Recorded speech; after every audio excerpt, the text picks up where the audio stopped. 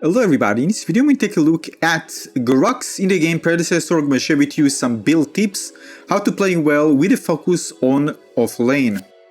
Now GRUX is a melee fighter and initiator that can interrupt enemy abilities with his ult. He can pull enemies towards him and stun them, make sure they don't escape. He can also be very tanky if you combine him with faster attack speed and lifesteal. And overall is one of the strongest, if not the strongest, hero to start with in offlane, especially at the beginning of the game.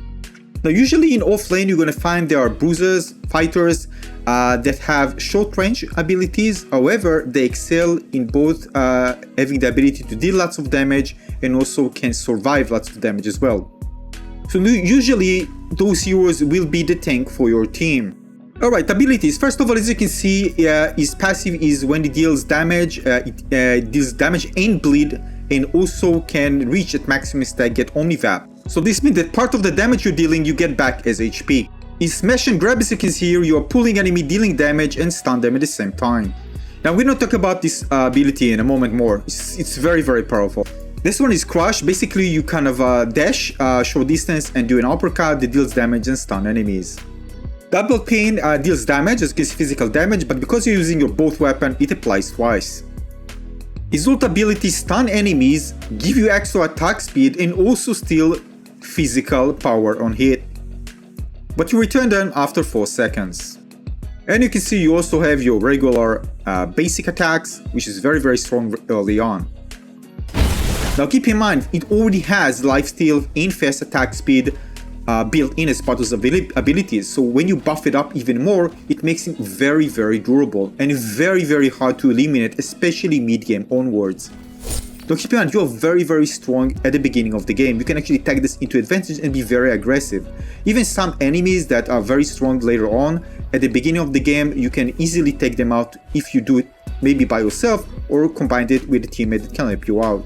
Now GRUX is also great in clearing lanes very fast because you can pull all minions together and then combo attacks and just eliminate them very, very fast.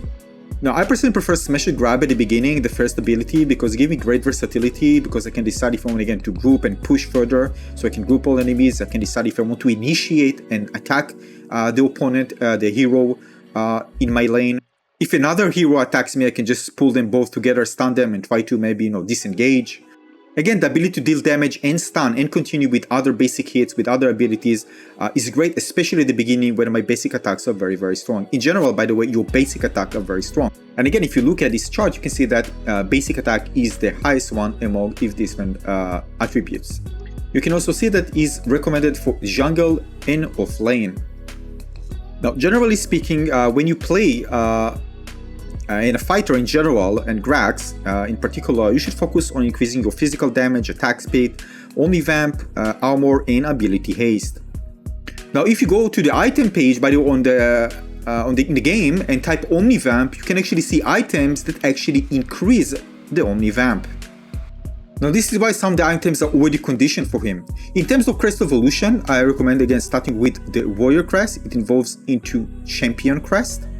Now it greatly synergizes with GRUX because again, it gives you physical power extra, it gives you healing, it gives you the ability to regenerate health and increase your basic attack as well. Now the reward is one of those 3 that you see on the right. All of them, by the way, are very, very powerful. Personally, I prefer the Ascom Talons. Again, this depends on the build, but usually it gives me an advantage when I'm dueling. But it's also good in group fights, by the way, because you put this thing on the ground and you buff your allies in yourself, so you can actually slow enemies and also increase the damage and movement speed for you and your allies. It's also a situation where in under advantage, you want to quickly clear a lane where many enemies attacking, you can actually use it and you're going to deal extra basic damage to minions as well. Now sometimes you already have a strong carry in your team, and if he's doing well, maybe you should even during the game kind of switch and change to something that makes you more durable, so focusing maybe on attacking speed and lifesteal instead of extra damage.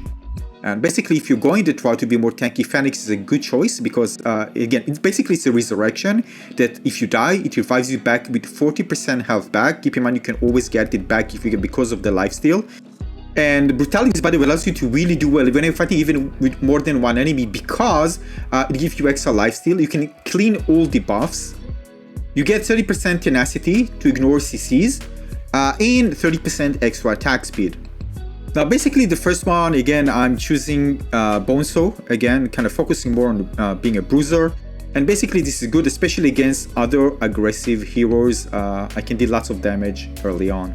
These are other core items, as you can see, that focus on increasing your durability and your power, and also your OmniVamp, as we talked about it earlier. It also allows you to recover if you are getting low, to quickly go back again. Because you have lifesteal, you can get boost to the OmniVamp.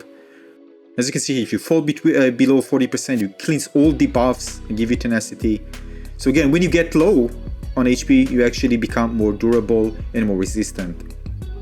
So this is why when you engage with Grux, sometimes, you know, where he's low, you think, oh, I'm gonna finish him, and suddenly he just packs up more health, sometimes more armor, and become faster, and you die, but that's the reason. Now when you play solo, and make sure to get the green buff on the right when it's available. Again, depends, your aggression depends again of how your jungle plays, on their jungle plays. When you harass a lot, sometimes it's better to push more and, you know, focus getting the green buff and make more time to actually move from the lane and attack mid lane. Or again, in general, just helping your teammates because you have more time, because you push further. Again, depends on the situation. It's very dynamic. It depends on the performance of both your teammates and the enemies. You just adapt. And by the way, the green buff will give you XP, a little bit of gold, mana, and health. You're also playing on this side of Overprime or Mini Prime. Again, until the 20 minutes mark, it's going to be a single per buff that increase damage for you and minions around you. Good for pushing lanes. In Overprime, after that, this is the team buff that increase damage plus out of combat healing plus mana. Now, when you free time, try to surprise the mid and try to get a kill alongside your mid. This is a great opportunity. Just single the mid and you can get an easy kill, especially if the mid is pushing forward. Now, you can also pull enemies towards the tower, but keep in mind, experienced players won't fall for that. But, you know, this is something that you can do if you see players kind of getting too close to the tower. Now, I'm gonna say it out loud. You are very strong, especially when dueling, so take advantage of that. Be confident in your ability to, you know, engage in fight and your builds in order to generate health. Be aggressive and you can get lots of early kills. Now again, because you're very tanky, help your teammates secure objectives, fight the neutral camps, initiate fights, by the way, because your ultimate is amazing because you can stun and grab enemies, and you can actually also combo ults with other teammates, because if you're grabbing several enemies, this allows your teammates to kind of focus their ults and their abilities on a very, very tight group that are very, very close together of enemy heroes. So overall, Grux is a powerful offlaner. But keep in mind, again, I haven't mentioned, but of course you can play as jungle as well. And is very, very powerful, especially early on if you take advantage of his high basic attack damage. He's great in dueling and great in group fights. He's really such a great character, very, very powerful abilities. Aside from that, again, it's very, very strong. Late game, you feel like, you know, it's kind of indestructible. Aside from that, again, it looks really cool. I really like how it looks. And one of my favorite heroes in Predecessor. And this is it for this video. I hope you enjoyed this one. Again, if you have more tips to share with the community, make sure to let us know in the comment section below. Consider maybe leaving a like and subscribe as well. More coming, more advanced for builds and other cool stuff are coming that explain more about how to use Grux in more in-depth on my channel. Press the subscribe button, press the bell button to get notified. I'll see you on the next one. Cheers.